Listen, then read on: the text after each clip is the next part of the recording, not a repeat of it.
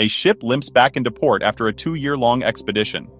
Their crew has sailed to the far-flung reaches of the globe, visiting the most isolated places on the planet. After such a long time at sea, the ship is being held together by little more than pitch and hope.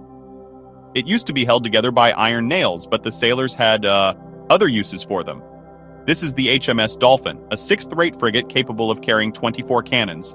It was commissioned in 1752. Shortly after it launched, Britain entered the 7 Years' War, and the Dolphin was sent to fight. After the war ended, it was used for a different purpose.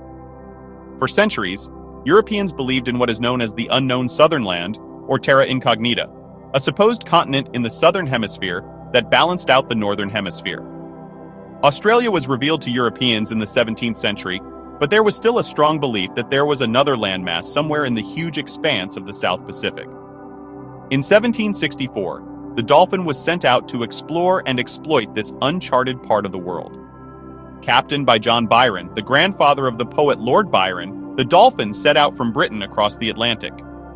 After a brief stop in Rio de Janeiro and scoping out the Falkland Islands, the ship and crew headed further south to the Strait of Magellan, braving rough and unpredictable waters at the tip of South America.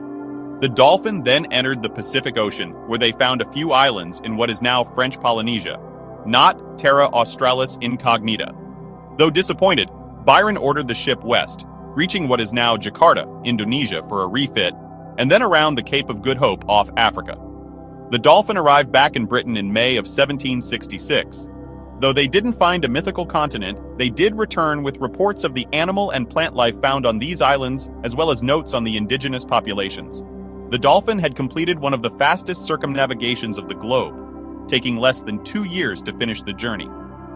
Even though they failed to find any new continent, there was still excitement generated by the Dolphin's voyage.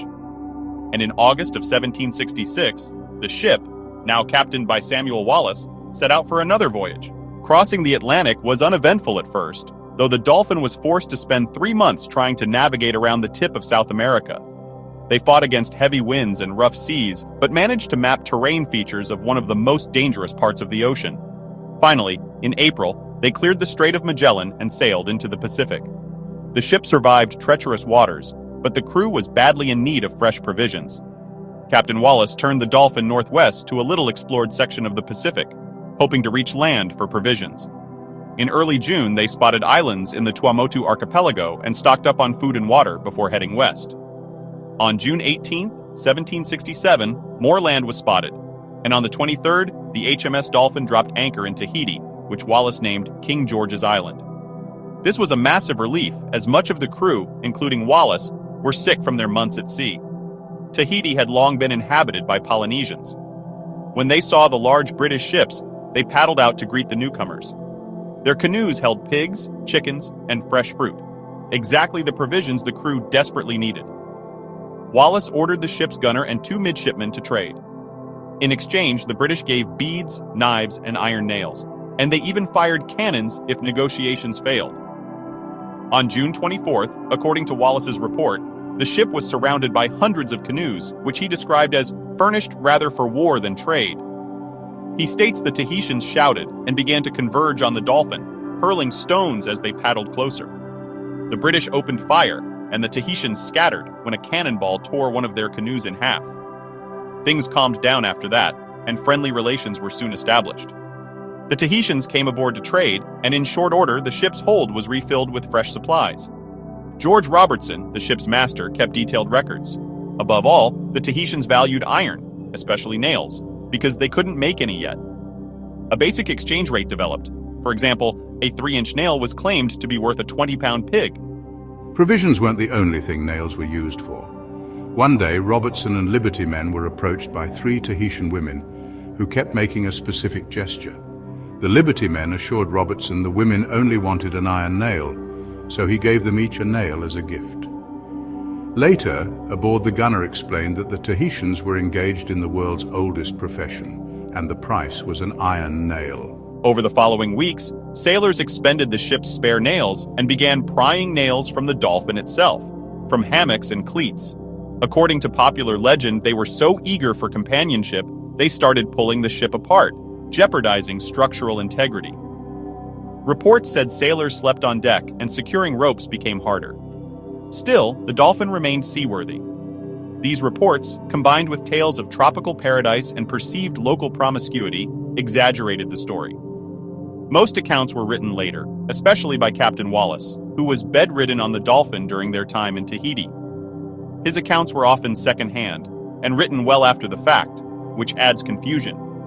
The accounts don't consider the Tahitian perspective. The three women Robertson met were likely followers of a war god who performed ritual acts to encourage fertility and prosperity, acts that could include sexual rites, but among a select group. The men had been unknowingly cutting a sacred grove during a seasonal festival. With no common language, cultural confusion was inevitable. Structural concerns aside, officers feared these activities might spark an outbreak of venereal disease among the Tahitians. The ship's doctor, however, assured them that the crew was healthy. Unfortunately, when James Cook visited in 1769, there was a major syphilis outbreak among the native population, blamed on later expeditions. Cook estimated up to 90% of the Tahitian population was devastated by introduced disease. After about a month, the crew recovered, and the hold was filled with provisions. In late July, they raised anchor and continued west through the Gilberts, Ellis, and Marianas before navigating the Cape of Good Hope.